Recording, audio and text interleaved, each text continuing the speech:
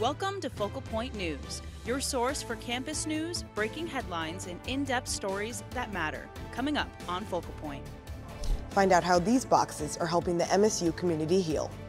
Coming up this Valentine's Day, love isn't just for humans. We're bringing you the story of a local pet rescue that's helping furry friends find their forever homes. From the heart of Michigan State University, Focal Point starts right now.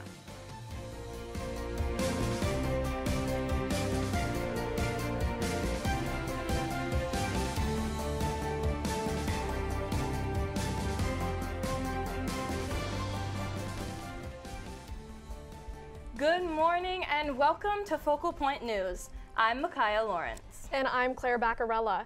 Today is February 14th, 2025. 2 years and 1 day ago at 8:30 p.m., students across campus were told to lock down as a gunman opened fire on our Michigan State University campus. 8 students were shot, 3 of them were killed.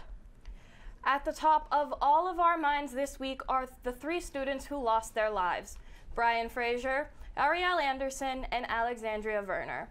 Today, on this edition of Focal Point, we honor and remember them as well as the 5 injured with coverage of all of the events happening this week to commemorate that tragic night. Students have decided to reclaim the Union and Berkey Hall, the sites of the tragedy 2 years ago. Since then, both spaces have seen updates and the campus continues to support our students. Over the past 2 years, multiple spots on campus have transitioned into student support spaces, including Berkey Hall. And that's where we find our own Rachel Fulton.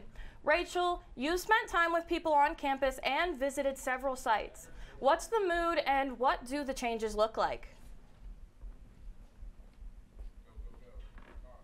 Thanks, Claire and Micaiah. Yes, yesterday was all about solidarity and remembrance for those that suffered during the 2023 shooting here on campus. And when we think about the buildings that were impacted, we think about the spaces that need to be renovated, like here at Berkey Hall. You know, this spot that I'm at right now, this all used to be classrooms, and they took down the walls and took out the doors, and now it's a new gathering space for these students to come heal and reflect during this time. And when it comes to these buildings that needed to be renovated due to the impact of gun violence, it comes to trauma-informed design. That's what's in mind. It shows here with the bigger windows, the lighting, and these beautiful murals and pictures that showcase the beautiful campus here at Michigan State University and what these students can look at during this hard time.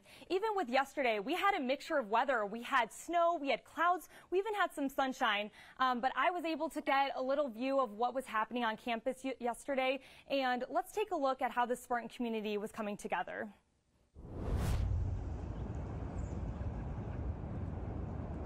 It was a day to honor the victims. Across Michigan State's campus, people gathered. They lit candles. They had moments of silence. I guess like tragic would be the biggest one for me, but like kind of like surreal, like the experience was very surreal. That's how Riley Barber feels on this day, like many on campus do. It was 2 years ago, on February 13th, that the Spartan community was shocked by the devastating shooting that left a mark on everyone's heart. I don't even know if I could put it into words, really, but it's hopeful to know that students are still allowing themselves to step into their emotions and their healing process. You can see it everywhere. Tents, reflection spots, service dogs, things that are helping Spartans heal and share their thoughts while supporting one another. Things like this are really important for us to have as students so that we can come together and remember that. Even after the biggest winter storm this season, people still felt that they needed to be together on this day. I really just think it's important, like you said, kind of for community and unity. Everyone can come together in the same space and just remember everyone that was lost. Here at Michigan State's campus, today has been an array of emotions, from writing messages to leaving tributes at the visual moments. But now, as the sun begins to set, the campus gathering transitions into a more somber yet hopeful light.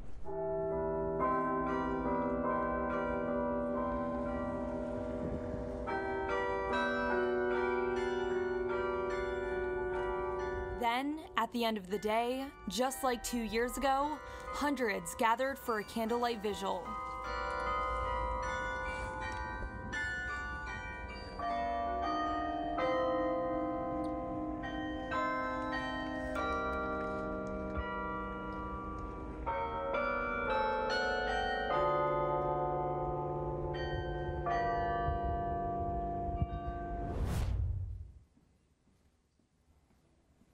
As we can see, it was just a really hard time here on campus yesterday, but after 2 years, the Spartan community continues to come out showing their support for what happened 2 years ago, bringing flowers and symbols of things that will help them heal at those gathering spots like the Spartan statue, the rock, even the Beaumont Tower at night with those green lanterns. And here at Berkey Hall, there's bouquets of flowers outside the doors here. And right behind me here, we've got a box with reflection words and thoughts that students wrote up and put in the box for safekeeping. We continue to look at the Spartan community during this week and appreciate all that they're going through. And just remember how strong this campus really is. Claire Micaiah, back to you. Thank you, Rachel. I haven't had a moment yet to go over and see the new spaces, but they look like a good spot for students who might need to reflect.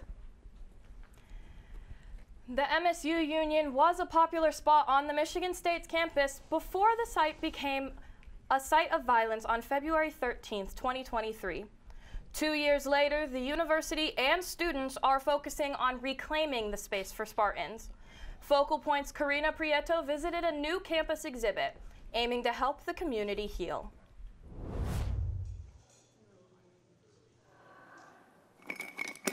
How do you reclaim a space? Really looking for a way to have something in the space that did not ignore what had happened, but allowed enough space for people to kind of redefine it in their own way. Students are bringing their own beauty back to Michigan State's Student Union. It was 2 years ago, the day before Valentine's Day, when a shooter entered campus, killing 3 students and injuring 5 others, here and at Berkey Hall, a few buildings away. The Union, a place previously known as a spot to eat, buy Spartan swag, or sit and study. For many Spartan students, walking through these doors again can be a tough task. And for others, it's a comforting part of their daily routine. We both come here like multiple times a week for myself, and she's almost here every day. Freshman Reese Grauman says the news of the tragedy didn't deter her from becoming a Spartan. Really loved seeing the community come together and just like how much everyone cared. I just think it brought everyone closer. Today, like most others, she's studying in the Union with a friend, Kristen DeLorenzo, whose sister was present for the shooting. We're not trying to erase that at all, but it's also important to bring light back into this space and not live in fear. Right upstairs, an exhibit encouraging collaboration and healing through art, painting, drawing, and origami, an open and free space to get creative and untangle complicated feelings. Cool to see it evolve and develop over time and see people cope, express, and really process certain thoughts and feelings in a bunch of different ways. On the Michigan State campus, Karina Prieto, Focal Point News. The Reclaiming Space exhibit will be open through tomorrow, Saturday, February 15th. If you'd like to stop by for a moment of expression or reflection, it's open from noon until 5 p.m. and it's completely free. Downstairs from the Reclaiming Space exhibit is what used to be the Union Food Court. Since the events of February 13th, it has been converted to a study space. Focal Point's Sabrina Selden walks us through how this room was redesigned to prioritize Spartan well-being. It's been 2 years. Flowers covered the MSU Union grounds. A gunman walked into Berkey Hall in the Student Union February 13th, 2023. And started shooting, killing 3 students and injuring 5 others. Both buildings were closed for months. The Union reopened in April 2023. It's been MSU alum and interior designer Ashley Ladinen's job to reimagine the space. It's not a food court inside the Union anymore. Instead, Ashley created what she hopes is a healing space. It was one of the intentions to make it feel welcoming and warm and inviting and having different textures and feeling that sense of the outside coming into the space. Walking in might feel like you walked out. You'll see living moss, pine murals, and acoustic ceiling tiles, all a testament to trauma-informed design. I wanted to have live plants to bring in that biophilia effect because it's calming. Taking on the project was emotional for Ashley as she worked through the grieving process. Designing the space helped her heal. It felt really good to give back to the community. Returning to the space was challenging for students, but the redesign made it a little easier, and exposure helped them heal. Enjoy the space, but also remember in a way. Now this project exemplifies what it means to prioritize Spartan well-being like the simple note box that commemorates February 13th. Freshmen Kelsey Beck and Summer Guerra weren't on campus 2 years ago, but they can appreciate the space now. I think like coming into the space, especially just like the colors on the wall and like how inviting it all is, it's just very welcoming. As faculty and students continue to heal, spaces like this help them have hope for a better tomorrow. In East Lansing, Sabrina Selden, Focal Point News.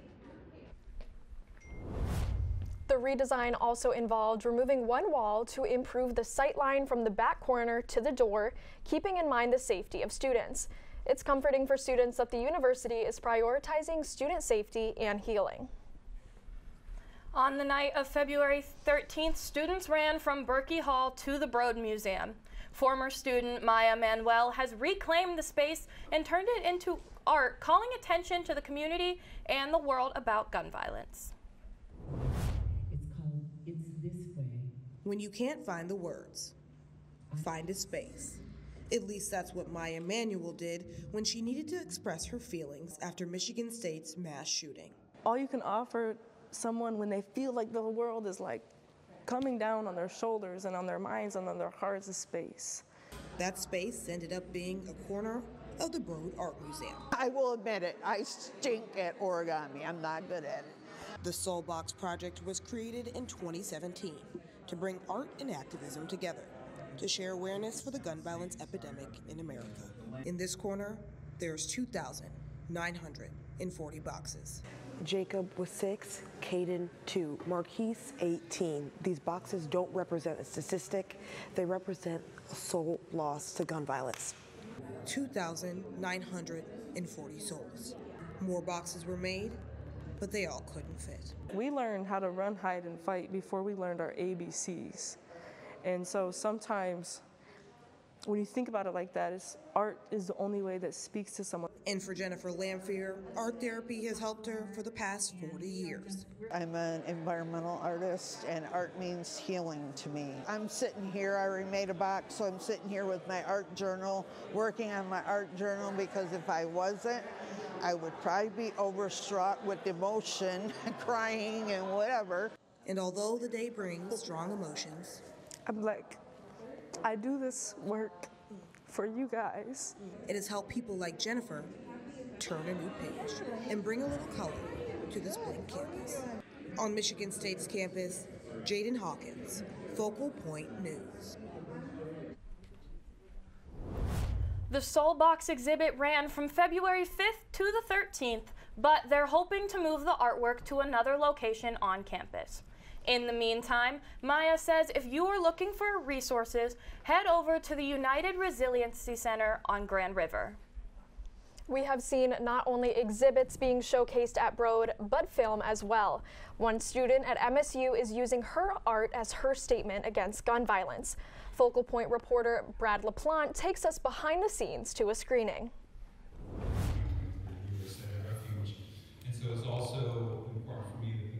Rachel Mickey doesn't remember it, but she's a victim of gun violence. My preschool had a gunman. I don't remember it, obviously, but like once I was old enough, my parents were like, "You were actually on the news when you were a kid."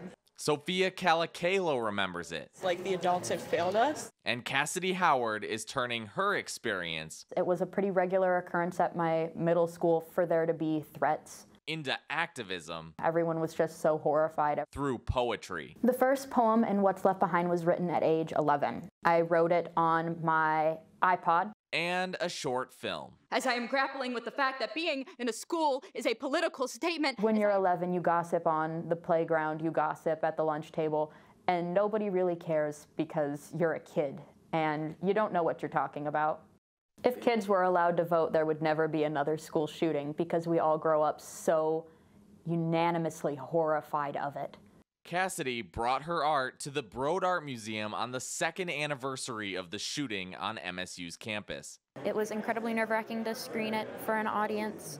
It may have been nerve-wracking for Cassidy, but it's important for her. This is not a new fight, and even though it's so easy to feel like it's a fight that there's no end in sight for, the fact that people are still fighting means that things will get better and means that things are getting better. I'm glad that it focused on like people's words and like nature imagery more, because I think that's actually more impactful than showing violence. In East Lansing, Brad LaPlante, Focal Point News.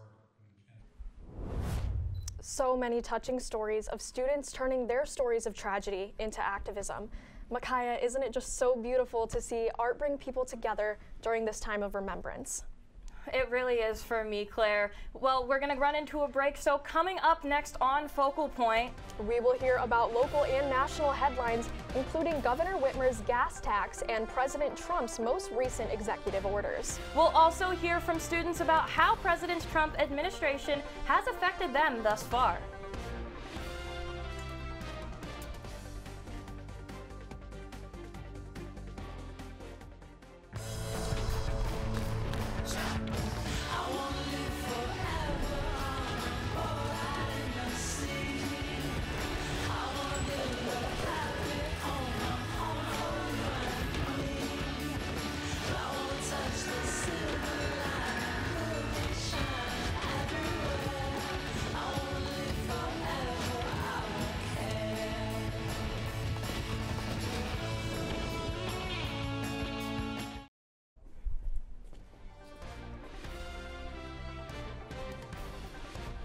Welcome back to Focal Point. Let's take a look at what's happening around mid-Michigan this upcoming week. Well, some might say love does stink, but it might not be because of the smell in your yard. It's likely coming from the start of skunk mating season. That's right, skunks are taking advantage of the holiday, and animal experts are advising residents to steer clear of any skunks on your property. And keep a lookout for baby skunks in the spring. Governor Gretchen Whitmer is putting the Michigan drivers' gas tax back into the roads they drive on. In her MI Road Ahead plan, Whitmer proposed reallocating the 6% gas tax paid at the pump towards roads and bridges, aimed at improving Michigan transit. And the city of Lansing has extended the cold blue weather code that was expected to expire today. The warning is now active until February 22nd, and shelters will continue to have increased capacity and extended hours. If you need transportation to a shelter, CATA is offering free rides for local residents. Now let's take a look at what's happening a little farther from home.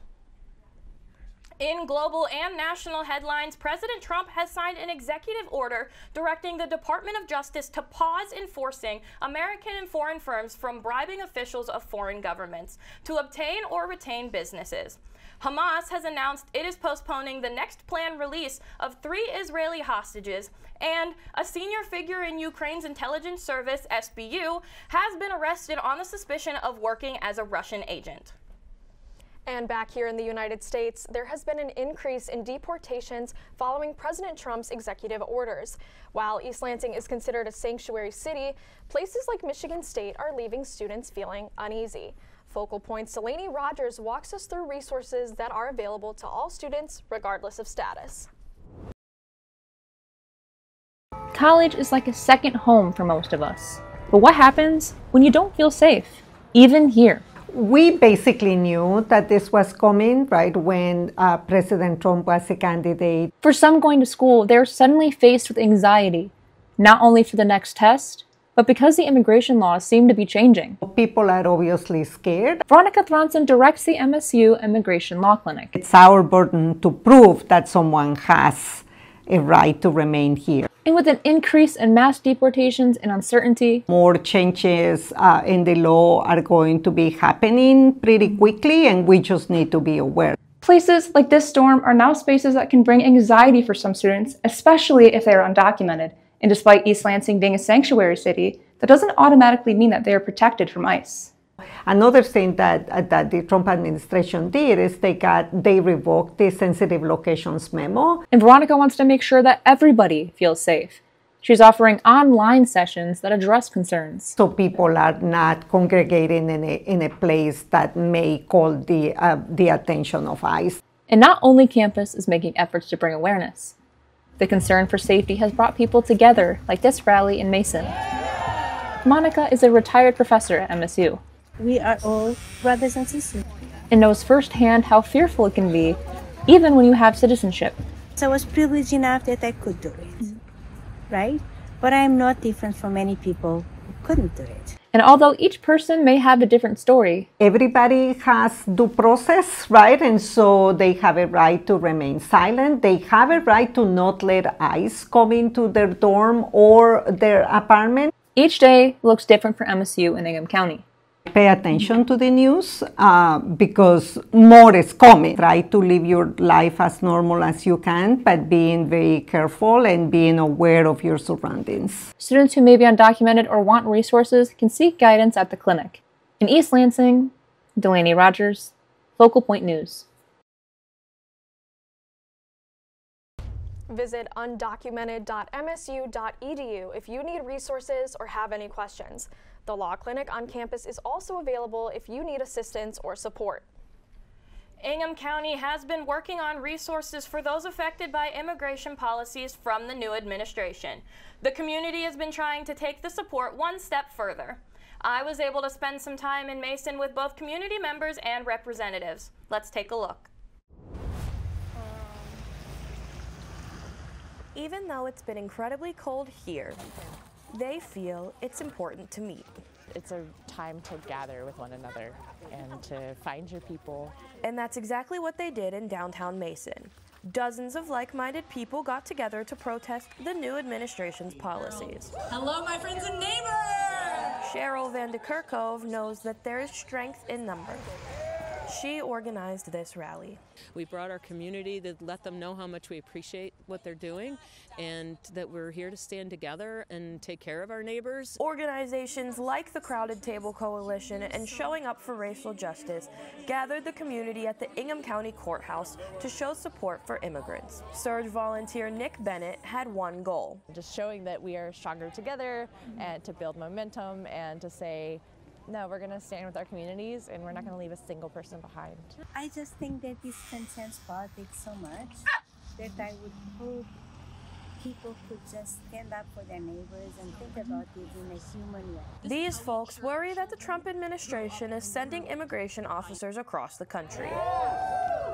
This community is fighting for their neighbors. We are so fortunate in Lansing and Ingham County that we have a county that's already welcoming, that already stood up, that put their necks out in December immediately after the election and said, not here. Ingham County is one of 4 counties in Michigan that is a sanctuary county, with Lansing being the only sanctuary city in the state. We welcome our neighbors and we'll protect them. And taking initiative. It's a time of knowing that we're maybe the leaders that we were waiting for. And we have to do it together. Our job is to stay focused and to be on purpose and to do what we can do and to do it together. In Mason, Micaiah Lawrence, Focal Point News. It appeared to be a rally full of love and support for their neighbors in Ingham County last weekend. The Board of Commissioners passed a resolution in December that reaffirmed the county as welcoming to immigrants. The full resolution can be found at resolutions.ingham.org. A potential U.S. TikTok ban is looming, but for creators, a ban isn't just losing the app, it's losing a paycheck.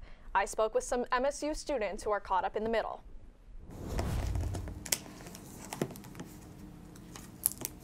It all started with a journal for Lacey Jewell that she turned into a part-time job.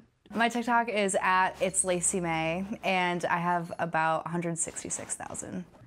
Her journaling videos have drawn in thousands of followers on TikTok, but now she's worried that she'll lose that job.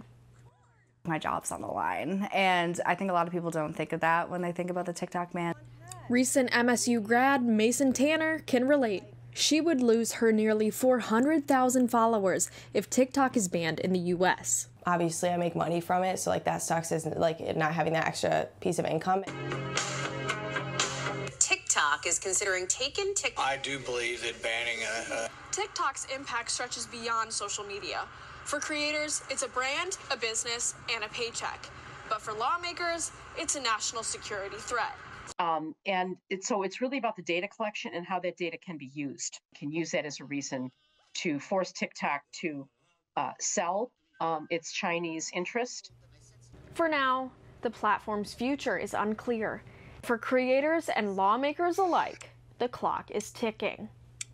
In East Lansing, Focal Point News, Claire Baccarella. President Trump issued a 75-day extension for TikTok's parent company to sell to an American owner. In the meantime, many lawmakers are searching for solutions to keep the platform, and as of yesterday, TikTok has returned to app stores in the U.S.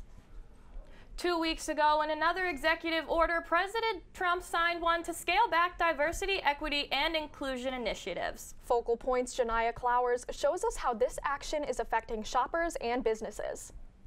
It's the talk in local coffee shops this week. I'm not fully educated on the topic of what's been going on, but it is really unfortunate to hear that a bunch of larger companies are scaling back on their DEI efforts. Allison Hawkins and Dashita Arthur-McCurry are talking about Target, the store they usually shop at. They heard that the company is scaling back its diversity, equity, and inclusion initiatives. In a statement, Target says they will be concluding our 3-year diversity, equity, and inclusion goals. Some shoppers are not happy. I would personally not shop there because they do not support what I stand for and who I am. I feel like it's not that serious right now just because they're scaling back. Janae Vassar has limited her shopping due to Target's decision. So the only reason I would ever go into Target again is to get a business or a brand that does support me, like a Black-owned business. Shoppers like Milena Lawn said they will continue to shop there because it's familiar. I feel like I've been going to Target since forever, so it's going to be kind of hard for me to just stop going. Target isn't the only company that is scaling back their DEI efforts.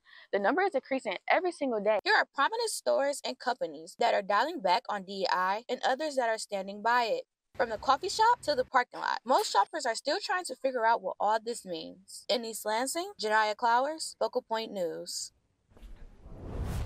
With additional companies scaling back and dropping DEI policies altogether. Now, we just got through a snowstorm, but don't expect to put those shovels away for the weekend anytime soon. Let's head on over to Bobby at the weather wall for the latest on even more snow, plus colder temperatures for next week.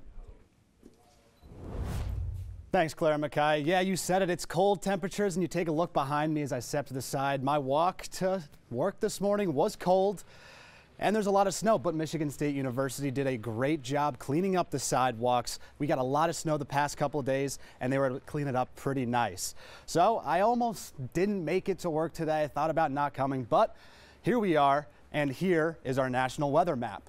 We're going to start on the West Coast, where usually it's bright and sunny in California, but they're seeing temperatures in the 60s and even 58 in Sacramento. As we move in the Southwest, Phoenix is sticking out like a sore thumb. Salt Lake City, Utah, and Denver in the low and mid 40s.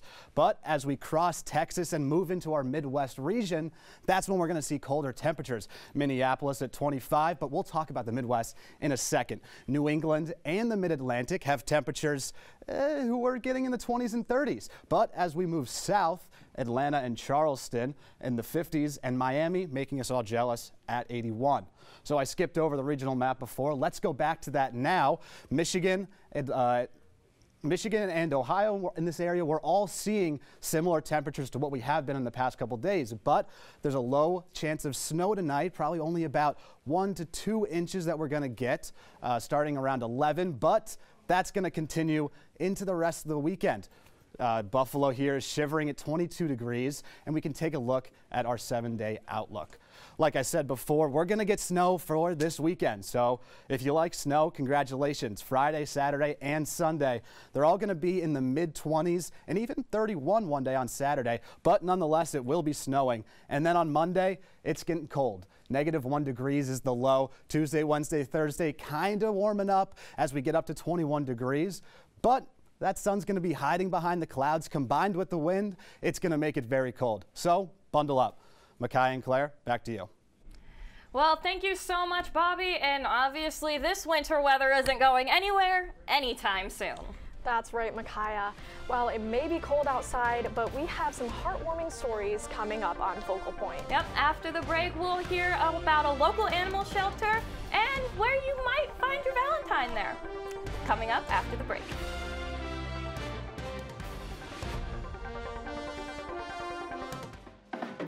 So to me, being a Spartan is strength, it's unity.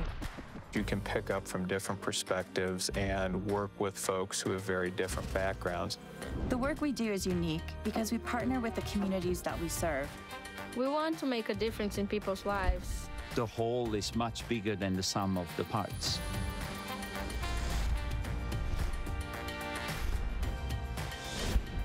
Michigan State University. Spartans well.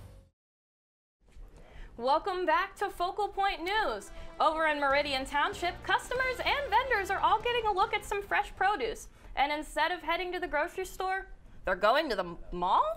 Focal Point's Derek Mitchell shows us that even on its 50th anniversary, the Meridian Farmers Market continues to make history. We are all used to shopping here. But across the street, there's a place to get local produce and handmade shawarma, fresh-made clothes, and even beeswax. It's the Farmers Market inside the Meridian Mall. That's why we do it, is we just love seeing the joy that it brings to other people. And it's also great just to bring live music to people in like an everyday setting, especially like little kids. You ready? Yeah. Okay. We're all used to browsing a farmer's market in the summer, but here, where winters are cold and snowy, the farmer's market runs inside. The Meridian Township Farmer's Market is celebrating its 50th year, and Tom Carey, the farmer's market manager, couldn't be more proud of the celebration. The Meridian Township Farmer's Market is about a lot of things, bringing more healthier options to the Meridian Township and Lansing area, but it's also more about the camaraderie, and Tom, the organizer of the event, really thinks it's about the people. So, I mean, collectively, I think a lot of different things that we did really helped people get a sense of what the market is. But I think the way that people enjoy the market is by showing up and getting stuff they love. The farmers market is bringing joy to many families in the area, but a separate aspect is community. Tom knows that having a farmers market brings smiles to kids and adults here, even if it is inside. Relationship with these vendors and stuff. In Meridian Township, you know, it's been good. That's awesome. Yeah. Derek Mitchell, Focal Point News. The farmers market continues to put smiles on the faces of Meridian and Lansing natives. This event is held at the Meridian Mall every Saturday from 10 a.m. to 2 p.m. Well, Micaiah, it may be February, but that's not stopping the community from enjoying a sweet summer treat. Let's all scream for ice cream as Focal Point's Bobby Cushing shows us the dairy store offered an event where kids and adults alike can live out their dream of eating ice cream for breakfast.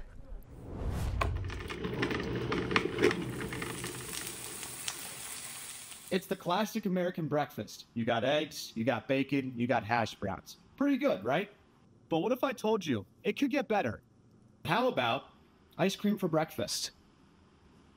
On the banks of the Red Cedar, tucked between classrooms, sits a store everyone knows by name.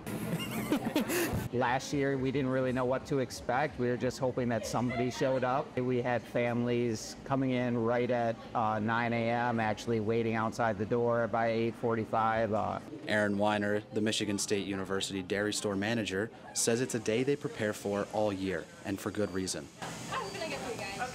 Every kid's dream to have ice cream for breakfast instead of some boring scrambled eggs, you know, so. Families from all over come to campus for a special day. We have 4 different breakfast ice cream items special for today. So move over pancakes and waffles. Ice cream is coming for the breakfast throne. Don't believe me? There's only one way to find out. Like I said, you only get to do it one day a year, so come on out and give it a try. So next time you get invited over for breakfast, throw out the bacon and have some ice cream. In East Lansing, Bobby Cushing, Focal Point News.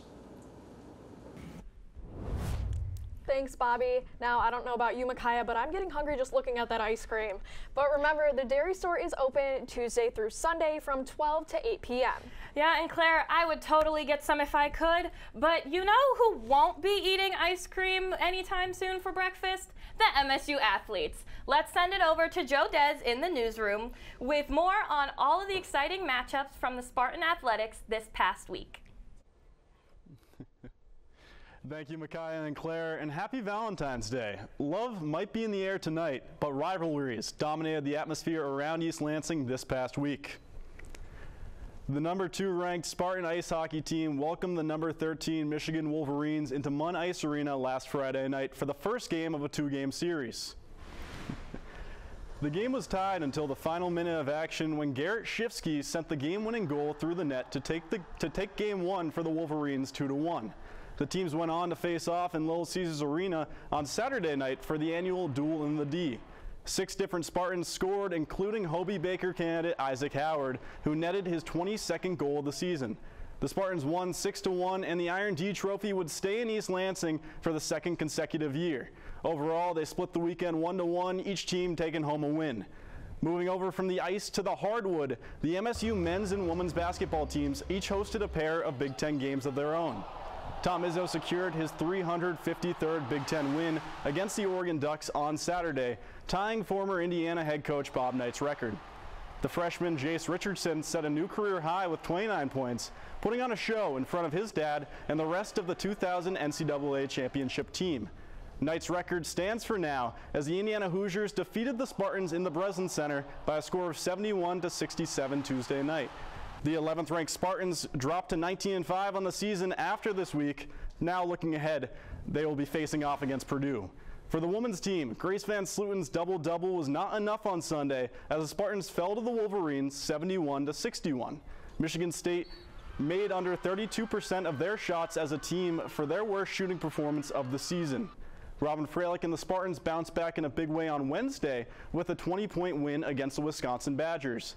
Grace Van Sluten led the team once again with 22 points, while Inez Sotelo, the freshman, scored a career-high 17 points of her own. The Spartans would go one-on-one for the week, also moving on to 19-5 as well.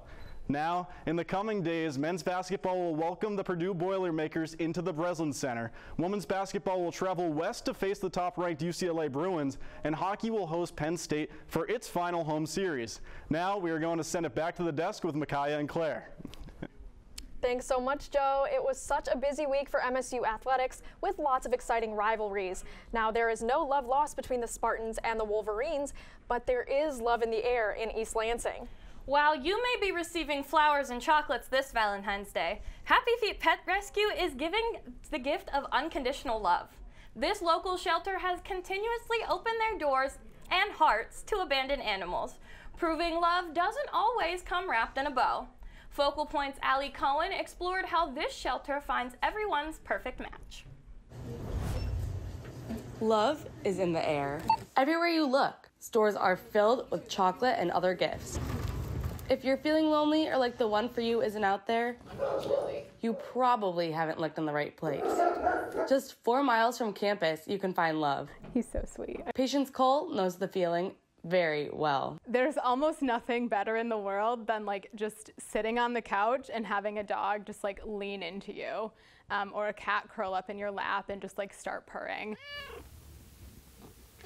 We pretty consistently have at least 100 animals in our care. If you're still looking to find your perfect match this Valentine's Day, Happy Feet Pet Rescue might be the perfect place for you. Our fosters and volunteers are what keep this place going. Without them, Happy Feet does not exist. Patience says Magnolia the pup almost didn't have the opportunity to find love. Magnolia came to us from a local animal shelter where unfortunately she was on the euthanasia list. Because she had a really terrible skin condition. Happy Feet took her in and got her skin condition under control. She's on a monthly allergy shot and a special diet, and she's feeling much, much better than when she first got here. Another furry friend looking for a home is Perry, who has grown to love his time with volunteer Robert Inkowski. When he came in a few weeks ago, he was afraid of me, and now he is. Now he seems to love me. Very smart boy. It's just like a really good feeling to see the transformation in the dogs. Fostering is a two-way street. Not only do the animals feel loved, but the people will too. First of all, it's amazing for the dog's mental health. The dogs and the cats both. They do so much better in foster care without the loud noise, constant hustle and bustle of the shelter environment. But I also think it's so important for people's mental health. You really underestimate how much an animal can have a positive impact on your mental health until you get one in your life. For Focal Point News, I'm Allie Cohen reporting.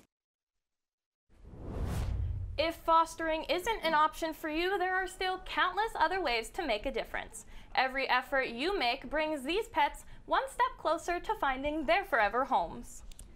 Yeah, well, I don't know about you, Micaiah, but seeing all those furry faces warmed my heart this Valentine's Day. I can't think of a better note to end on. It really did, Claire, but that will bring us to the end of this edition of Focal Point News. Thank you so much for joining us this week. I'm Micaiah Lawrence. And I'm Claire Baccarella. Have a happy Valentine's Day and a great week.